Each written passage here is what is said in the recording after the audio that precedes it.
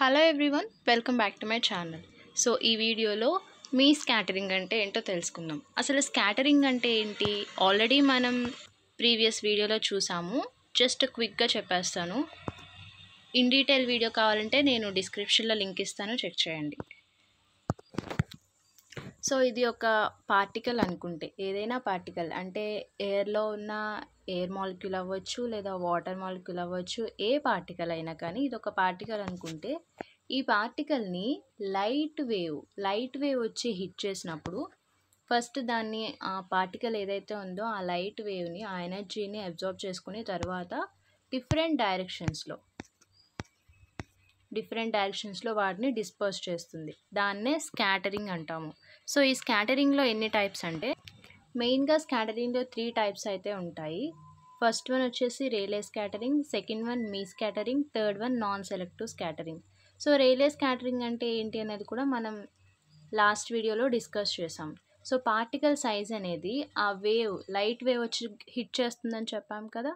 So ఆ wave యొక్క wave లెంగ్త్తో compare చేసుకున్నప్పుడు పార్టికల్ సైజ్ అనేది చిన్నగా ఉంటే కనుక అక్కడ రేలే స్కాటరింగ్ అనేది జరుగుతుంది. సో ఆకాశం బ్లూ కలర్లో ఉండడానికి కానీ, morning time evening time sun reddish ఆరెంజ్లో ఉండడానికి కానీ, వీటన్నిటికీ కూడా ఈ రేలే స్కాటరింగే రీజన్ అనమాట.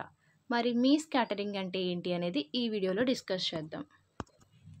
సో మీ స్కాటరింగ్ అంటే ఏంటి అంటే, ఇప్పుడు మన లైట్ ఎనర్జీ వచ్చి పార్టికల్ని హిట్ చేస్తుంది కదా. సో ఈ లైట్ ఎనర్జీ వేవ్ ఫామ్లో ఉంటుంది, అది మనందరికీ తెలుసు. సో ఈ వేవ్కి కూడా ఒక వేవ్ లెంత్ ఉంటుంది, ఫ్రీక్వెన్సీ కూడా ఉంటుంది. సో ఈ వేవ్ లెంత్తో కంపేర్ చేసుకున్నప్పుడు ఆ పార్టికల్ సైజ్ అనేది సిమిలర్గా ఉంటాయి. అంటే వేవ్ లెంత్ అంటే అది కూడా ఒక లెంత్ అనమాట, మీటర్స్లో కానీ మిల్లీమీటర్స్లో కానీ. సో అట్లా ఉంటుంది. అండ్ పార్టికల్ సైజ్తో కంపేర్ చేసుకున్నా కానీ ఈ రెండు కూడా సిమిలర్గా ఉంటే కనుక ఈ మీ స్కాటరింగ్ అనేది అక్కర్ అవుతుంది. రేలే స్కాటరింగ్ ఎప్పుడు అక్కర్ అవుతుంది?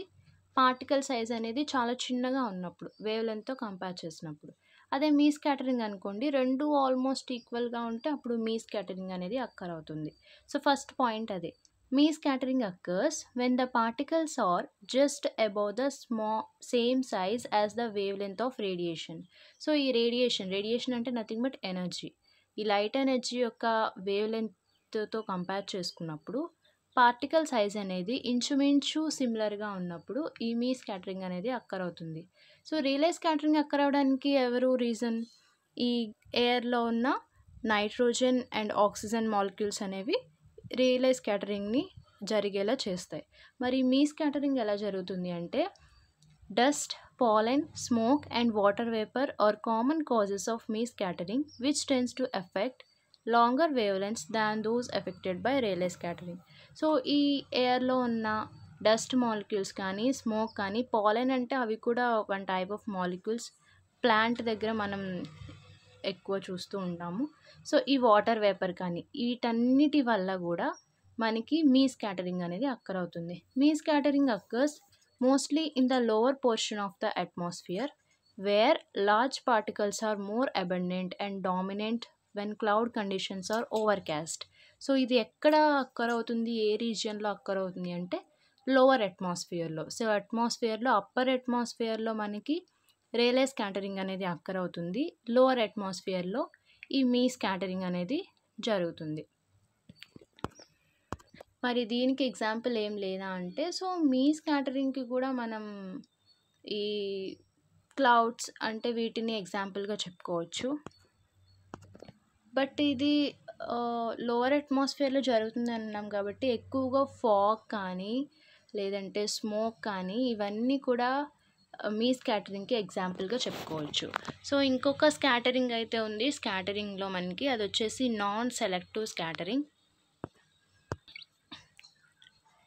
నాన్ సెలెక్టివ్ స్కాటరింగ్ అంటే ఏంటి, దానికి ఎగ్జాంపుల్ ఏంటి అనేది మనం నెక్స్ట్ వీడియోలో చూద్దాము. సో స్కాటరింగ్లో 3 టైప్స్ ఉంటాయి: Rayleigh scattering, Mie scattering and non selective scattering. So non selective scattering గురించి నెక్స్ట్ వీడియోలో డిస్కస్ చేద్దాం. This is all about this video. Thanks for watching.